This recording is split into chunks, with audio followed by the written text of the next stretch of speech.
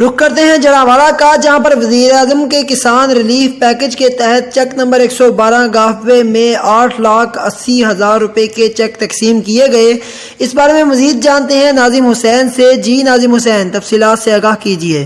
جی بالکل، جڑاواڑہ کے نواحی گاؤں چیک نمبر 112 میں اور ستیانہ بنگلہ میں وزیر اعظم کے کسان ریلیف پیکج کے تحت چیک تقسیم کیے گئے۔ 8,80,000 کے چیک تقسیم کرنے کی جو تقریب منعقد ہوئی، اس میں اس موقع پر ایڈیشنل ڈائریکٹر رائے ڈاکٹر حیدر علی خان اور ڈاکٹر نازر سعید نے چیک کے تقسیمات جو ہے کسانوں میں تقسیم کیے گئے۔